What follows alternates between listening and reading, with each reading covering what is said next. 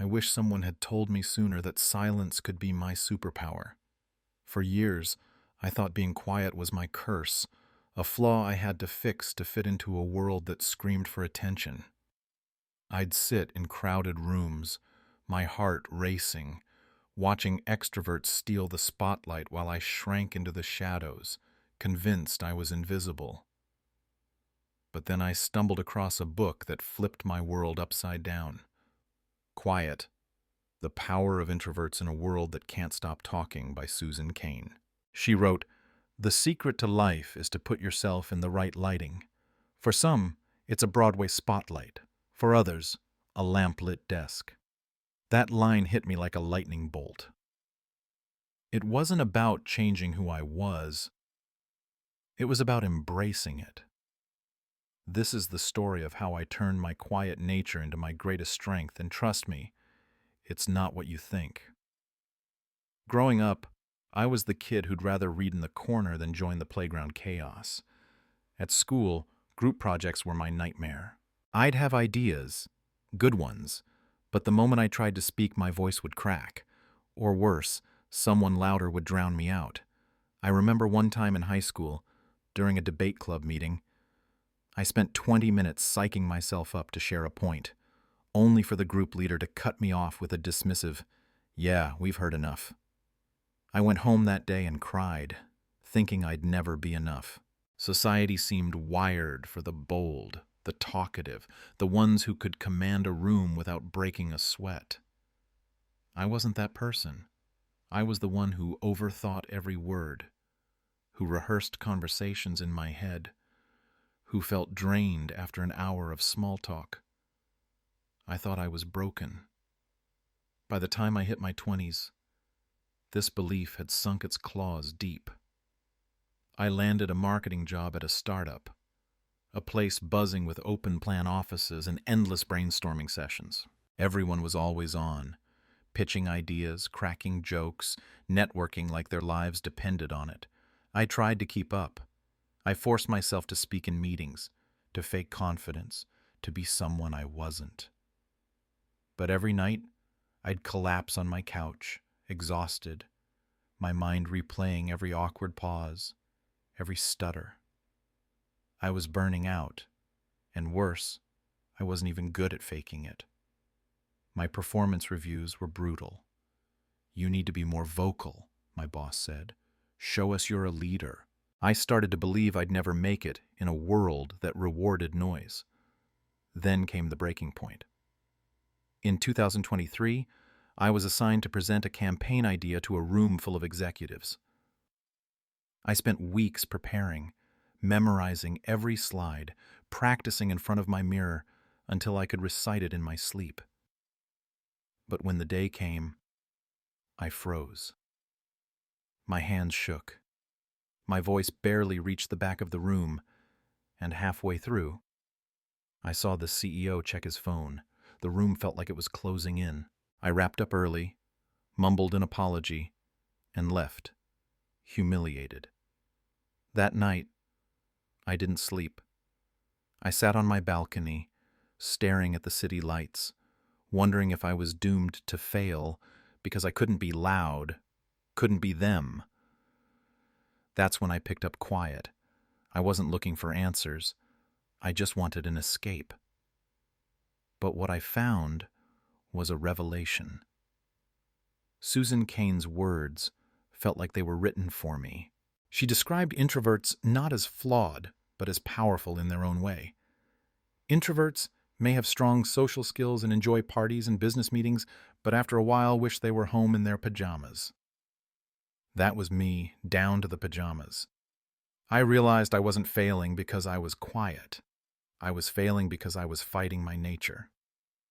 Cain's research showed that introverts make up a third to half of the population, yet the world is built for extroverts. Schools, workplaces, even social media, they all reward the loudest voices.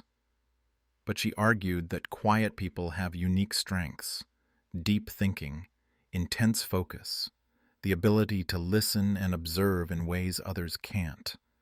I started to see my silence not as a weakness, but as a tool I hadn't learned to wield. That book sparked something in me. I began to reflect on moments when being quiet had actually worked in my favor. Like the time I noticed a flaw in a project plan that everyone else missed because I'd spent hours analyzing it in silence. Or the time a coworker confided in me about a personal struggle because I was the one who listened, not the one filling the room with advice. I started to wonder, what if I stopped trying to be someone else and leaned into who I was? What if my quiet nature wasn't holding me back, but pushing me forward in ways I hadn't noticed? This wasn't just a mindset shift. It was a rebellion against everything I'd been taught to believe, and it was only the beginning.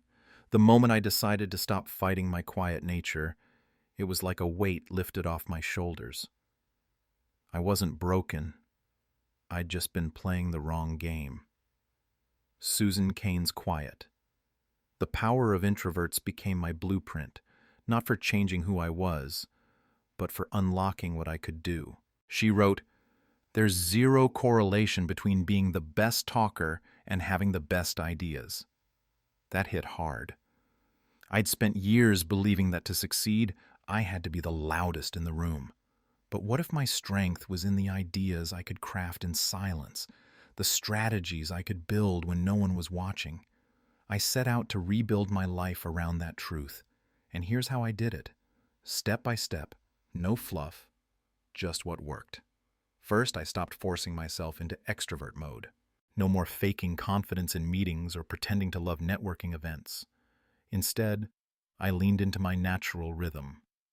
I started preparing for meetings differently, writing down my thoughts in advance, emailing detailed ideas to my team before we even sat down. This wasn't just about being organized. It was about letting my work speak louder than my voice ever could. One time, I sent a proposal to my boss that outlined a new social media campaign. I'd spent days researching, tweaking every detail in the quiet of my apartment. When the team discussed it, they were floored. "Why didn't you say this in the meeting?" they asked. I just smiled. I didn't need to say it out loud. My work did the talking. Step 2 was carving out space for deep focus. Cain's book talks about how introverts thrive in low-stimulation environments, so I created one. I turned off notifications, blocked social media during work hours, and set up a corner in my room with just a desk, a lamp, and no distractions. I started using the Pomodoro technique. 25 minutes of uninterrupted work, 5-minute breaks. In those focused sprints, I got more done than I ever had in chaotic group brainstorms. In 1 month, I designed a marketing funnel that increased our company's click-through rate by 15%. My boss didn't care that I wasn't shouting about it in meetings. He cared about the results. And the results were undeniable. The third step was learning to say no without guilt. Introverts often feel pressured to say yes to everything: parties, projects, coffee chats, just to prove we're engaged. But Cain points out that overextending ourselves drains our energy and kills our creativity. So I started setting boundaries. I turned down after-work drinks to recharge alone. I declined projects that didn't align with my strengths.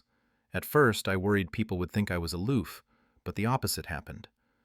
My coworkers respected my focus. One even said, "I wish I could say no like you do." That's when I realized saying no wasn't selfish. It was strategic. It freed up my energy for what mattered. Step 4 was finding my tribe. Cain emphasizes that introverts don't need to be loners, they just need meaningful connections. I stopped chasing shallow networking and sought out people who valued substance over flash. I joined a small book club where we discussed ideas, not gossip. I connected with a mentor who appreciated my thoughtfulness and gave me feedback that actually mattered. These relationships didn't just make me feel seen, they amplified my strengths. My mentor helped me pitch a project that landed me a promotion, not because I was loud, but because I'd spent hours refining it in silence. The benefits were staggering. Before, I was exhausted, insecure, and stuck. After leaning into my quiet strengths, I was sharper, more confident, and getting results I'd never dreamed of. In 6 months, I went from the quiet one at work to the go-to person for big ideas. I saved 10 hours a week by cutting out distractions and saying no to draining commitments. That time let me read 12 books in a year, take an online course in data analytics, and even start a side hustle that brought in an extra $2,000 a month. My relationships deepened, my work stood out, and for the first time, I felt like I was living on my terms. Being quiet wasn't my weakness, it was my edge. But this wasn't the end. I had to take it further to make sure this change wasn't just a phase, but a way of life. The transformation was real, but it wasn't enough to just change my own life. I wanted to make it stick, to turn my quiet strength into a movement. Susan Cain's quiet didn't just give me tools. It gave me a mission.